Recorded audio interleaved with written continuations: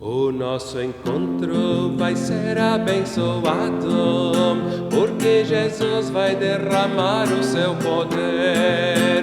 O nosso encontro vai ser abençoado, porque Jesus vai derramar o seu poder. Derrama, Senhor, derrama, Senhor, derrama sobre nós o teu poder. Derrama, Senhor, derrama, Senhor, derrama sobre nós o teu poder. Nós hoje vamos sair daqui alegres, porque Jesus vai derramar o seu poder.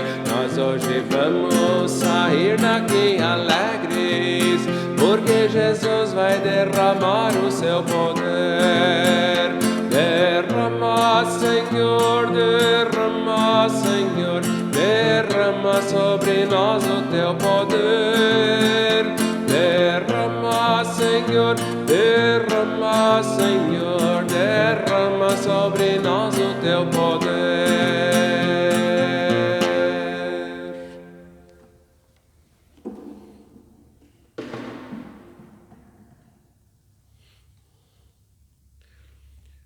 Foi-nos deixada a promessa de entrar no descanso de Deus.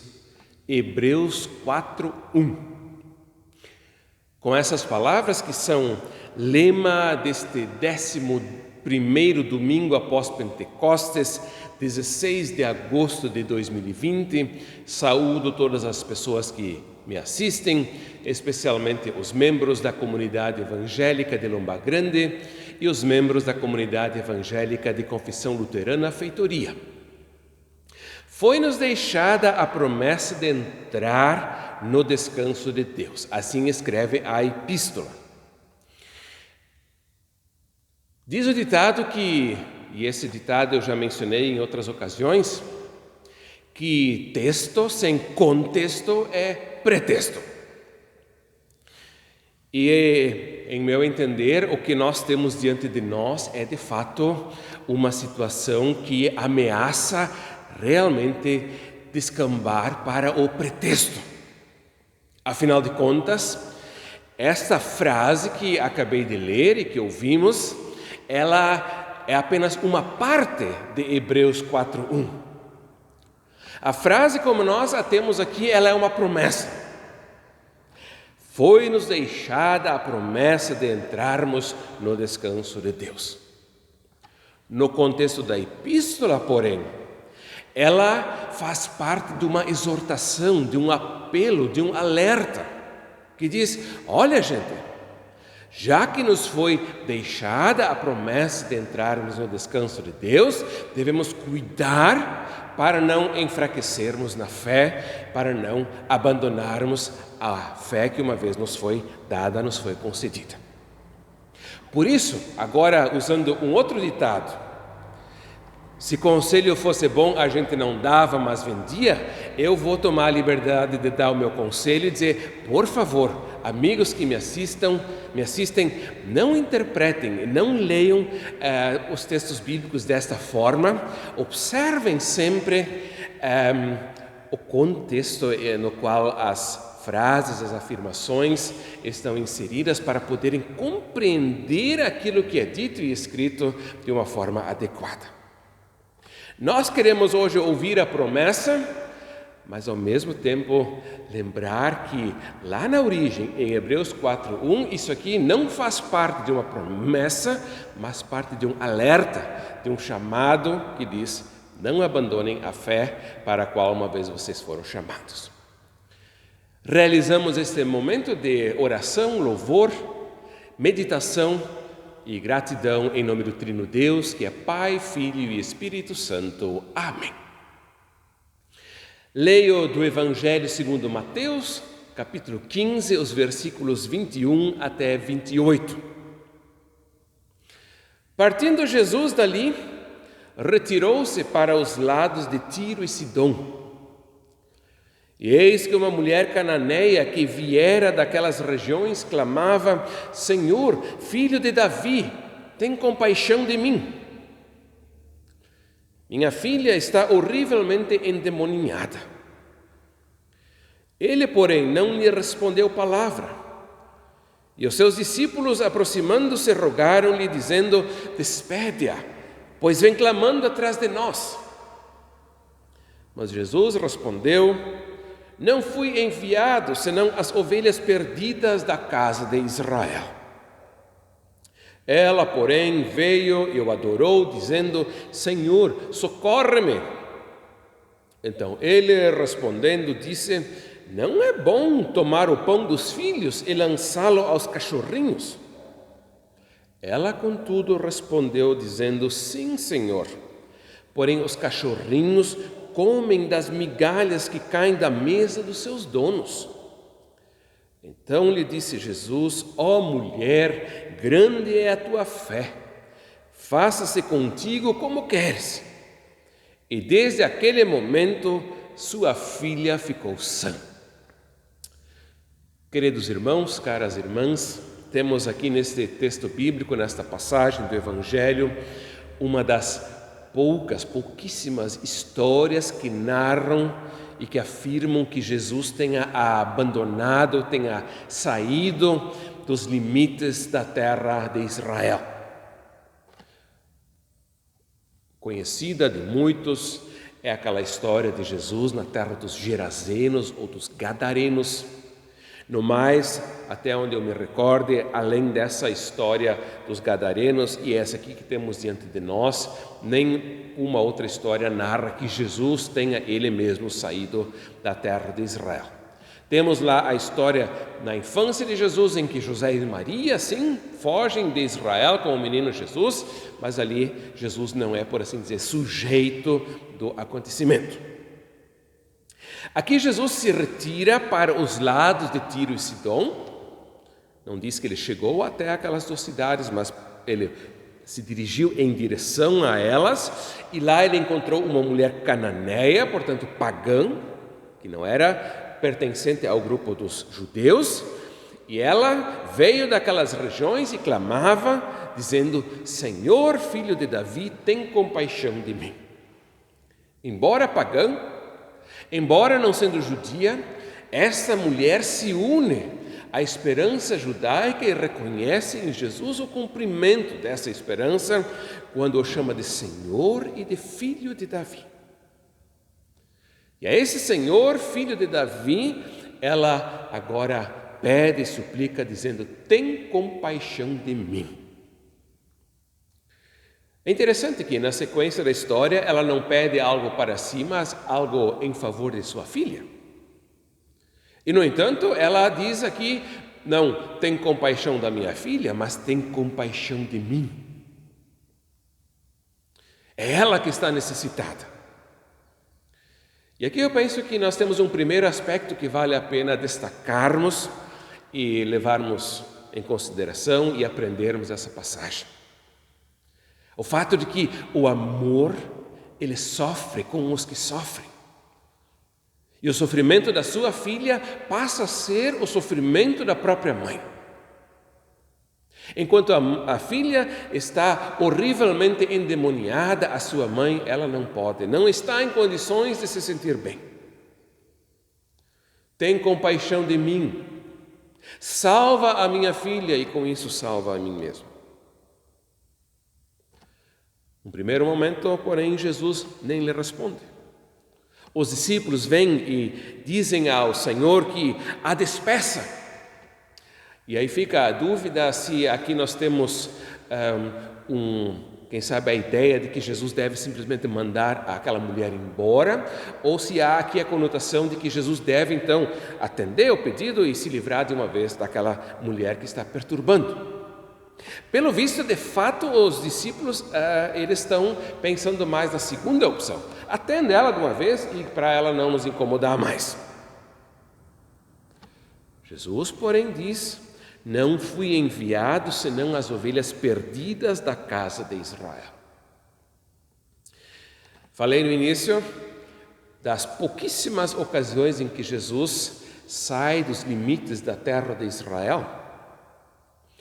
E aqui Jesus destaca exatamente esse seu ministério voltado ao povo de Israel, o povo escolhido de Deus. O Evangelho segundo Mateus, mencionei há pouco também, a fuga de José e Maria com o menino Jesus ao Egito. O Evangelho segundo Mateus, lá no início, ele faz referência aos magos do Oriente, e com isso ele coloca no horizonte do seu Evangelho a perspectiva da universalidade da salvação. E apesar disso, a trajetória humana de Jesus, ela se dá dentro do contexto israelita judaico.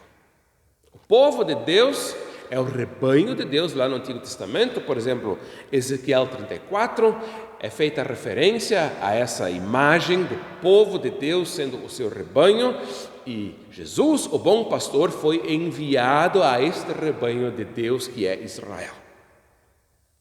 Lá no fim do Evangelho segundo Mateus, então, o horizonte universalista, ele vai então ser explicitado quando Jesus diz: fazei discípulos de todas as nações.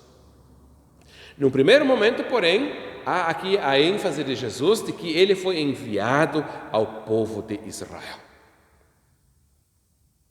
Ela, porém, segue o texto dizendo: veio e o adorou, dizendo: Senhor, socorre-me. Já falei em outras ocasiões, já fiz referência a isso, ao nome Jesus, que também é mencionado no Evangelho segundo Mateus, lá no início, onde o anjo explica a José o nome do menino, dizendo que ele vai se chamar Jesus, porque ele vai salvar o seu povo dos seus pecados. Afinal de contas, o nome Jesus significa o Senhor salva. Faz justiça, faz jus ao teu nome e me salva, socorre-me. Então ele respondendo disse: não é bom tomar o pão dos filhos e lançá-lo aos cachorrinhos. Que ofensa! Quem de nós haveria de esperar da boca do nosso Salvador, do bom pastor que se compadece das suas ovelhas, que ele agora se dirija a uma pessoa nesses termos? Ela, contudo, replicou: sim, Senhor, porém os cachorrinhos comem das migalhas que caem da mesa dos seus donos. Como teria sido fácil para ela, talvez sair de lá, batendo o pé, se queixando e reclamando de uma pessoa tão mal educada, que não a trata com respeito. Não é isso que ela faz. Talvez a necessidade dela nem lhe permita agora pensar nessa alternativa. Ela reconhece que de fato não merece aquilo que está pedindo, mas confia que a generosidade de Deus, a riqueza na mesa de Deus é tanta que mesmo os cachorrinhos, mesmo aqueles que não pertencem ao povo de Deus, têm ainda o suficiente para se saciar. E aqui nós temos algo que mostra a essência da fé. Ela não bate pé sobre os seus direitos. Ela reconhece humildemente que não tem direito. Ela reconhece humildemente que espera tudo da graça, da generosidade de Deus e de Jesus. E ao mesmo tempo, e apesar disso, ela não deixa de ser uma fé insistente. Sem desrespeito, sem afirmar algum direito, ela insiste e não deixa Jesus em paz enquanto ele não atende o seu pedido. Quando eu estava me preparando para esta mensagem, espiei em uma prédica que realizei sobre esse texto há uns 15 anos atrás. E lá naquela prédica eu afirmei que esta passagem de Mateus 15 é a única que fala que alguém tenha conseguido mudar a opinião de Jesus. Confesso que nessa semana eu não encontrei essa afirmação na literatura que eu estudei, mas eu não duvido nada, pelo menos de fato, eu de momento não me lembro de uma outra passagem em que alguém tenha sido capaz de mudar a opinião de Jesus. Muito interessante, por outro lado, é que no Velho Testamento, de fato, nós temos umas quantas passagens em que Deus muda de opinião, Deus muda de ideia e em algumas situações o faz reagindo à iniciativa humana. Temos, por exemplo, o caso do dilúvio, em que Deus, onde é dito lá que Deus se arrependeu de ter criado a humanidade. Aí ele não reage a um pedido, a uma iniciativa humana, ele simplesmente reage à situação que ele vê diante de si. Mas temos, por exemplo, a passagem lá em Êxodo 32 e 33, em que Moisés clama a Deus em favor do povo que havia adorado o bezerro de ouro. E Deus atende o seu pedido. Temos, por exemplo, a passagem de Gênesis 18, em que, por assim dizer, Deus não chega a mudar de opinião, mas em que ele expressa que ele bem que gostaria. Quando Abraão o acompanha em sua trajetória a Sodoma e Gomorra e pede a Deus em favor das cidades de Sodoma e Gomorra, e o Senhor sempre de novo se propõe a não destruir a cidade se a condição proposta por Abraão se cumprir. No Novo Testamento, a epístola de Tiago faz referência a Elias, dizendo que Elias pediu a Deus e por isso 3 anos e 6 meses não choveu, e depois pediu novamente e veio a chuva.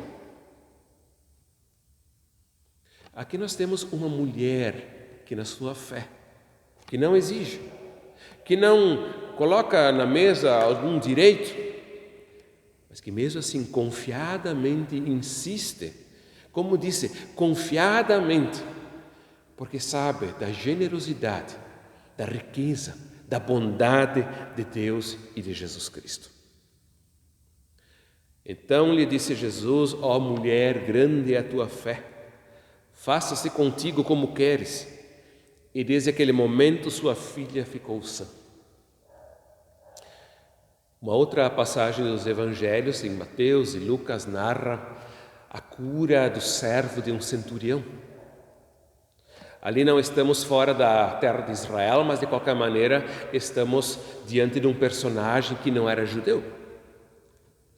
E esse centurião pede em favor do seu servo, e Jesus também constata que a fé deste homem é grande. Chega a dizer que jamais encontrou em Israel uma fé tão grande como aquela. Chama a atenção como pagãos, gentios, pessoas que não fazem parte do povo de Deus, servem de exemplo de fé.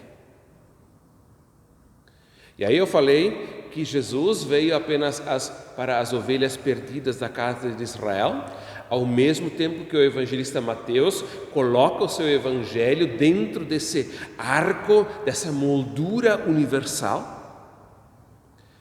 E as passagens de leitura bíblica indicadas para este domingo também apontam para essa universalidade da salvação, em que Deus, o Salvador do seu povo, Ele vai usar esse seu povo em favor de todos os povos.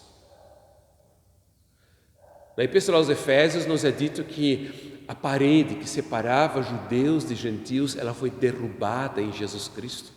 Não separa mais. De 2 povos, Deus fez um único povo.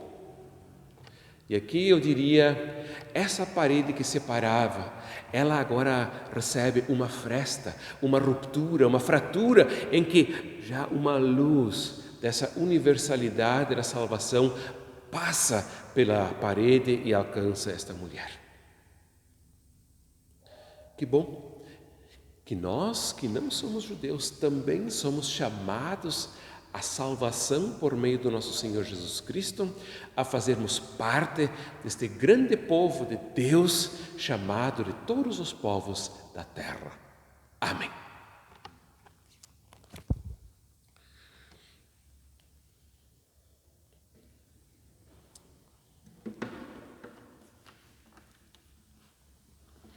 Antecipando a bênção final, vou cantar 2 estrofes do hino Deus vos guarde pelo seu poder, livro de canto da ESLB, número 300.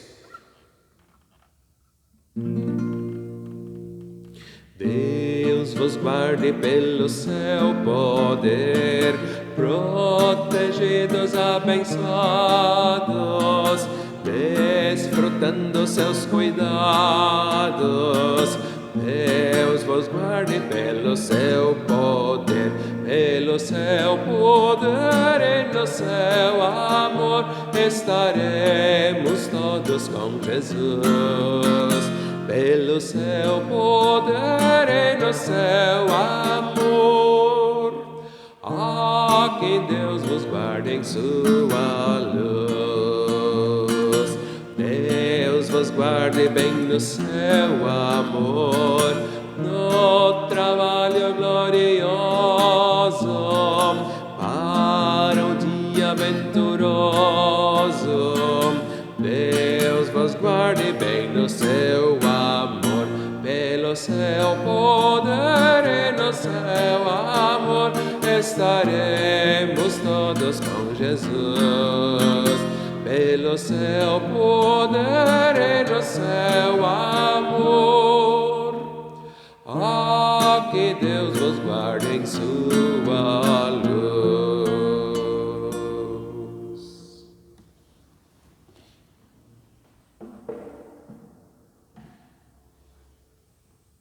Oremos. Bondoso Deus, nosso Pai, graças por Jesus Cristo, teu Filho, o bom pastor, que veio a este mundo para buscar o seu rebanho, as ovelhas perdidas da casa de Israel. E obrigado, Senhor, que ao se tornar o Salvador de Israel, Jesus também se tornou o Salvador de toda a humanidade. Obrigado, Senhor, por essa brecha que se abre nessa parede que separava judeus e gentios. Aqui nessa história da mulher cananeia que pede a Jesus por socorro e auxílio. Obrigado, Senhor, que aqui já vemos uma luz que brilha e que alcança não apenas o povo de Israel, mas todos os povos da terra. Obrigado, Senhor, que também nós somos chamados a pertencermos ao único rebanho de Jesus Cristo. Permita, Senhor, que possamos andar na sua luz e que nos saibamos sempre de novo socorridos, protegidos e guardados por Jesus, o Senhor que salva. É Ele que nos ensinou a orar, dizendo: Pai nosso que estás nos céus, santificado seja o teu nome, venha o teu reino, seja feita a tua vontade, assim na terra como no céu. O pão nosso de cada dia nos dá hoje, e perdoa-nos as nossas dívidas, assim como nós também perdoamos aos nossos devedores. E não nos deixes cair em tentação, mas livra-nos do mal, pois teu é o reino, o poder e a glória para sempre. Amém. O Senhor te abençoe e te guarde. O Senhor faça resplandecer o seu rosto sobre ti e tenha misericórdia de ti. O Senhor sobre ti levante o seu rosto e te dê a sua paz. Amém.